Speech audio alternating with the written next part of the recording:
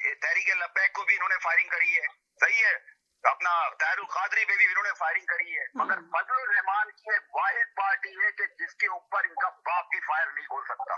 अगर फजलुर रहमान ने एहतजाज कॉल में पीटीआई का साथ दे दिया और ये लोग अगर सड़कों पे आ गए तो ये तरमीम टिकने वाली नहीं होगी। तरमीम में है क्या समीना जी, अगर तरमीम टिकने वाली नहीं है, मानते हैं तरमीम टिकने वाली नहीं होगी, मगर तरमीम का अंदर ये भी बार बार कहा जा रहा है कि ये पीपल्स पार्टी और ये दोनों जो है पार्टियां इस वक्त जिनकी हुकूमत है, इनके लिए भी नुकसानदेह है ये तरमीम। ये सवाल यहाँ पे ये बताएं क्या नुकसान होगा। जी आवाज सुनिए तो ये उसकी वजह ये है समीना, ये तरमीम जो है इसमें ये कि तरमीम उसके दौर में भी आई, इसके दौर में भी आई, और कितनी तरमीमें आई, 28वीं में तरमीम पे क्यों, 27वीं पे क्यों इतनी मैयत पिट रही है, उसकी वजह ये है समीना, ये तरमीम के अंदर ये है कि ये बनने जा रहे हैं सुप्रीम लीडर। सुप्रीम जैसे ईरान के ना खामनाई साहब सुप्रीम लीडर, उनकी मर्जी के बगैर परिंदा पर नहीं मार सकता, इसी तरीके से ये बनने जा रहे हैं सुप्रीम लीडर। इनके बगैर कोई परिंदा पर नहीं मार सकेगा। दो बात आपकी है कि इसमें पीपल्स पार्टी को कहा जा रहा है कि जजेस की कोई हैसियत नहीं है, जजेस की कोई हैसियत नहीं है, सिर्फ आवाम को मजबूत किया जाएगा, जजेस का कोई हैसियत नहीं है। अब आप सोचो जब जजेस की हैसियत ही खत्म हो जाएगी तो पाकिस्तान का कानून क्या करेगा? सवाल ये इसमें बात करे ना, आपको इसमें बात करनी चाहिए कि भाई इस तरमीम के अंदर जजेस की कोई हैसियत नहीं रहेगी, आवाम को मजबूत किया जा रहा है, तो आगे बढ़े ना, आगे बढ़ के कोई कहानी सुनाए। आगे बढ़ सकी ना, तो आप बीच में बोलने लगती है, आप बोलने तो दे। पीपल्स पार्टी मुस्लिम लीग नून का हाल है क्या आपके ख्याल से कि बहुत पॉपुलर जमात है ये? इनके लिए ये है कि भाई नौकरी पे कुछ भी रख लो, जमादार बना दो, कुछ कर लो। बिलावल ने जो आज स्पीच दी उसके बारे में क्या कहेंगे? बिलावल का बयान पे क्या कहेंगे आप?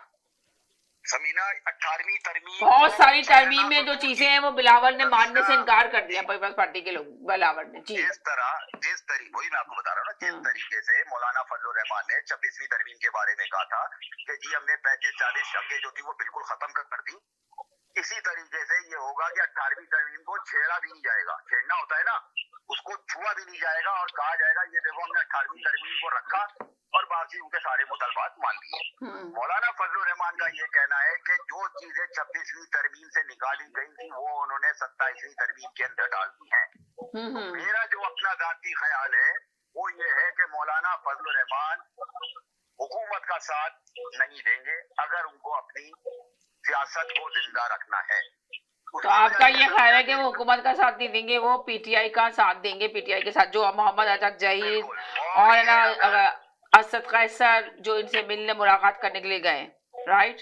बिल्कुल बिल्कुल समीना, देखे आपको अगर याद हो जब ये खैबर पख्तूनख्वा का इलेक्शन हो रहा था, मगर आप ये देखें कि आप लोगों ने जो पहले कहा था कि फवाद चौधरी और है ना क्या कहते हैं ये जो दूसरे 3-4 लोग थे, मौलाना जो थे, ये सब मिलने गए थे शाह महमूद कुरैशी से, 3 लोग जो मिलने गए थे, इस्माइल और ये सब लोग, तो आप लोग कहते हैं कि शायद ये अपनी पार्टी फवाद चौधरी बना रहे हैं, जबकि उन्होंने कहा कि ऐसी कोई बात नहीं है। फवाद चौधरी ने तो बहुत मेहनत की है और किसी मजबूरी के तहत जो है ना छोड़ा है, इमरान खान ने कहा खुद का, और जिन लोगों ने गद्दारी की है फवाद चौधरी ने नहीं गद्दारी की। फवाद चौधरी जो है ना हमेशा जो है ना इमरान खान के साथ फेर होकर उन्होंने काम किया और फवाद चौधरी दोबारा से पीटीआई को में शामिल होना चाह रहे हैं।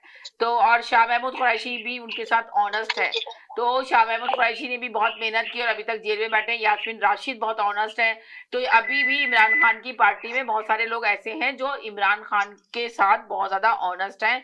तो आप बताइए कि फवाद चौधरी के खिलाफ सलमान अकरम राजा क्यों ऐसे बयानात देते हैं, उनका क्या किरदार है, जरा इसके बारे में भी तफसील बता दें आप।